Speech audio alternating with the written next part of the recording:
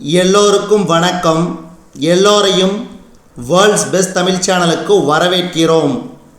இந்த காணொளியில் நாம் பார்க்கவிருப்பது தினசரி நடப்பு நிகழ்வுகள் 4 பிப்ரவரி 2025 மற்றும் 5 பிப்ரவரி 2025 ஆகிய 2 தினங்களுக்குரிய தினசரி நடப்பு நிகழ்வுகள்.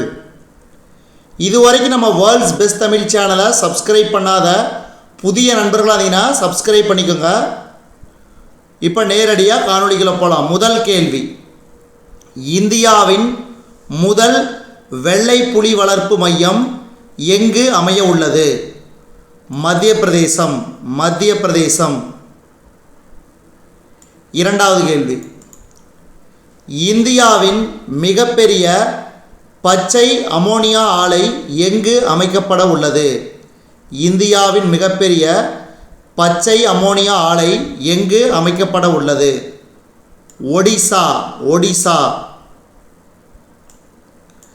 இந்தியாவின் முதல் ட்ரோன் நகரம் எந்த மாநிலத்தில் அமைய உள்ளது? இந்தியாவின் முதல் ட்ரோன் நகரம் எந்த மாநிலத்தில் அமைய உள்ளது? ஆந்திர பிரதேசம்.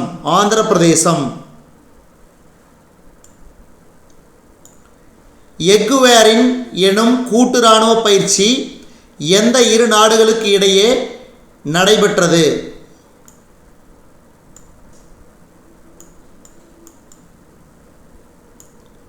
இதுக்கு சரியான விடை இந்தியா மற்றும் மாலத்தீவுகள்.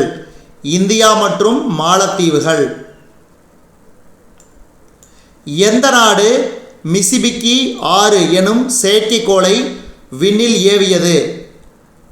ஜப்பான். அடுத்தது, கிசான் கிரெடிட் கார்டு கடன் வரம்பு 3 லட்சத்திலிருந்து எத்தனை லட்சமாக அதிகரிக்கப்பட்டுள்ளது? கிசான் கிரெடிட் கார்டு கடன் வரம்பு 3 லட்சத்திலிருந்து எத்தனை லட்சமாக அதிகரிக்கப்பட்டுள்ளது? 5 லட்சமாக. அடுத்து 7வது கேள்வி, சட்டவிரோதமாக குடியேறிய 18,000 பேரில் முதல் கட்டமாக எத்தனை இந்தியர்களை அமெரிக்கா திருப்பி அனுப்பியுள்ளது? சட்டவிரோதமாக குடியேறிய 18,000 பேரில் முதல் கட்டமாக எத்தனை இந்தியர்களை அமெரிக்கா திருப்பி அனுப்பியது? 205 பேர். அடுத்து, வீடுகளுக்கு குழாய் மூலம் நீர் வழங்கும் ஜல் ஜீவன் மிஷன் டேஸ் வரை நீட்டிக்கப்பட்டுள்ளது? 2028 வரை. வீடுகளுக்கு குழாய் மூலம் நீர் வழங்கும் ஜல் ஜீவன் மிஷன் 2028ஆம் ஆண்டு வரை நீடிக்கப்பட்டுள்ளது. தமிழ்நாடு பருவநிலை மாற்ற உச்சி மாநாடு 3.0 எங்கு நடைபெற்றது?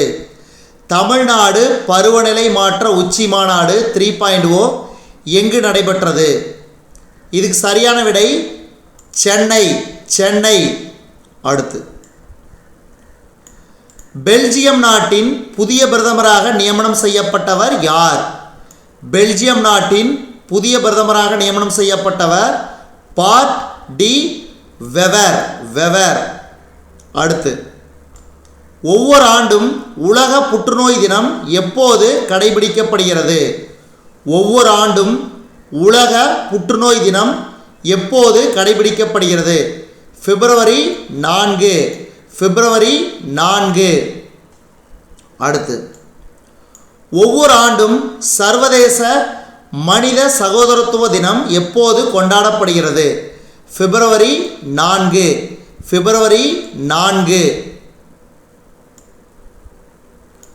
எடமாட் ஏவுகணையை உருவாக்கிய நாடு? Iran.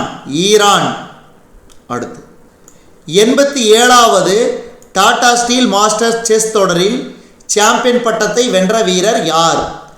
87வது Tata steel masters chess தொடரில் சாம்பியன் பட்டத்தை வென்ற வீரர் யார்? இதுக்கு சரியான விடை ஆப்ஷன் ஏ, ஆர் பிரக்ஞானந்தா. அடுத்து,